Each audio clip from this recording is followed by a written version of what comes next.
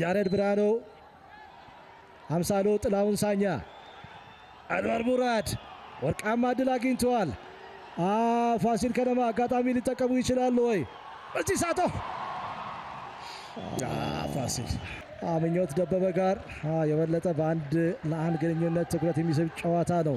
ፍጹም በዚህ ሰዓት ሱሌማን አህመድ ሻጋሪ ኳስ ሱሌማን ስንታየው መንግስቱ በበላ በመስመሮች መካከል ስንታየው መንግስቱ ምናልባት ፍጹም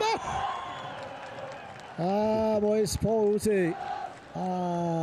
ፈጣን የማጥቃት እንቅስቃሴ በፋሲል ከነማ ሳለ ቤኒሻንጉል ተወልዶ ያደገው ተጫዋች ከጀርባ የሚጣል ኳስ ምናልባት ጨዋታ ውጪ ማቆም ኳሱ ላይ ቀድሞ ኦፍሳይድ አይደል?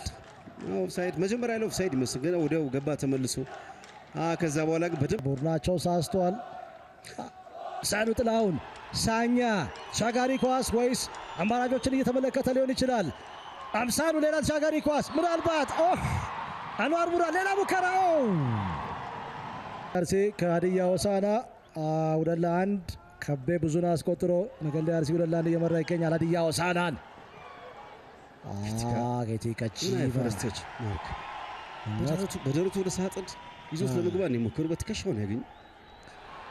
ከጀርባ የሚጣል ኳስ ምን ሊያደርጉት ይችላሉ? ምናልባት የፍጹም ቅጣት ምት ኢንሲደንት ያሬድ ብርሃኑ የመጀመሪያ አጋማሽ አወዛጋቢ አጋጣሚ ሊሆን ይችላል። ትራንዚሽን ያለው ጨዋታው ረጃጅም ኳሶች ከጥልቅ የመጣ አንድ ስቴፕ የቀደመው ይመስለኛል። ያሬድ ማርክ ያለም ጥያቄ ፍሬዘር ምንድን ያደርገው? እጁን አሳረፈ። ከዛ ላይ እግሩን ተመልከት። በመጠኑ ንክኪው በቀላሉ ያሬድ እንዲወድቅ አድርጎታል። ከበቂ በላይ ነው። ማርክ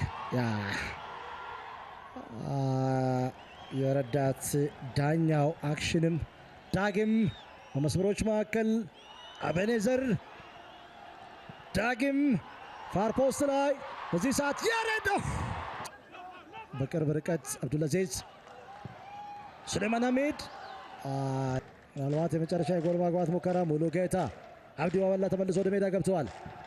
አብዲ ኬቲካቺማ ፍጹም ስንታየው መንግስቱ በጥልቀት ተመልሶ በጨዋታ ላይ ይገኛል። ስንታየው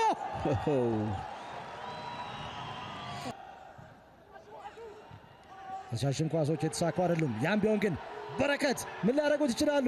ፋሲል ከነማ የመጀመሪያ ጎል ፍለጋ ተደጋጋሚ አንድ ቁልፍ ትልቅ ድል የሚፈጥር ፓስ ካሁን አላዩ።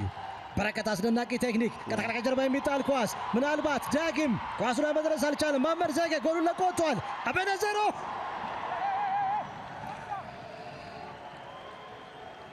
ተመልከት ከጥልቅ የማጋይ ክፍሎታ እንዴት የመቀለን የፓስተቶች ተጠቅሞ ወደ ማጥቃት እንደሚሄዱ እንደ ቅድሙ ረጅም ኳስ አይደለም የሚልኩት። በረከት ግዛው ነው ኃላፊነት የሚወስደው። አስገዳጅ ቅያሬ ሱሌማን አህመድ ያም ቢሆን ግን በዚህ ሰዓት ሌላ ወርቃማ ድል አግኝተዋል። ጎል ማግባት ሙከራ፣ ድንቅ ሙከራ፣ ድንቅ ሰብ ወገሌ ሰባ እንደርታ ሞስ ፖይሴ አንደኛው የሻምፒዮኑ ቡድን አካል እንደነበር ይታወሳል። አቤኔዘር ዮሐንስን ተክቶ ነው ወደ ሜዳ የገባው። አይበልጥ ጫና ፈጥሯል። መቀሌም አብዱልአዚዝ በፍጹም ቅጣት ምት ክልል ውስጥ በረከት ቅጣት ምት ፋሲል ከነማ ጎል ውሳኔ ትክክል አለመሆን ከጀርባ በሙሉ ኃይል የመጣው ማርክ ትክክለኛ ውሳኔ ዋሳዋ ኳስ ተደርቦ ወደ ውጭ ወጥቷል። ፋሲል ከነማ ጎል ፍለጋ ዳግም ምናልባት ጎል ላይ ማን ሊያምን ይችላል?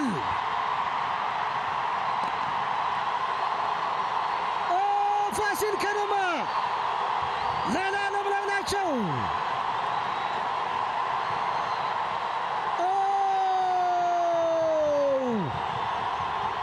ናትናኤል ማስረሻ ተቀይሮ ገብቶ ልዩነት ፈጥሯል። የደስታ አገላለጽ ሁሉንም ነገር ይነግረናል።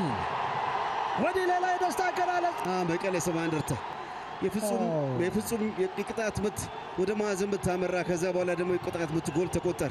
መቀሌ ሰባ እንደርታ ያቻነት ጎል ፍለጋ ብርሃኑ አዳሙ ምናልባት ጎል ፍጹም አለሙስስ የአቻነት ጎል አስቆጥሯል ለመቀሌ ሰባ እንደርታ። የቀድሞ ክለቡ ላይ ነው ጎል ያገባው። ዘላ የነበሩ ደጋፊዎች በደስታ ስሜት ውስጥ ነው የሚገኙት። እግር ኳስን የምንወደው ለዚህ ነው። ተለዋዋጭ ስሜት። ፍጹም አለሙ በዚህ የውድድር ዘመን ያስቆጠረውን የጎል መጠን ወደ 2 ከፍ አድርገዋል። ማርክ አሰልጣኝ ዮሐንስ ሳሌ ሴሌብሬት ቡድኑ ሲያደርግ ሴሌብሬት ሲያደርጉ አላየሁ። ገና 5 ደቂቃ አለ ጌሙ ማኔጅ ማድረግ እንዳለባቸው ሲያስቡ አይቻል። ተመልከት የተፈጠረውን ማጥቃቱ ሰስቴን እንዲያደርግ ያደርጉበት መንገድ። አሸናፊ አፍቱ ክሮስ አደረገ። ብርሃኑ ድጋሚ ጥሩ ኳስ ነው ያሻማው። የኳሱ የስንታዩ የኳስ ዋሳዋን ገጭቶ ነው የተመለሰው። ፍጹም በዚህ ሰዓት ትክክለኛው ሰዓት ትክክለኛ ቦታ ላይ ይገኝ ነበር። በቀጥታ ወደ ጎልነት ነው የቀየረው። ምን አይነት የማይታመን አጋጣሚ ነው። ማርክ ፋሲል አሸነፈ ነበር ይመስለው ጨዋታውን። ስንታየው ቢያንስ ተሻማውን ኳስ አየር ላይ ዶሚናንስ ተጠቅሞ ገጨ ዋሳዋን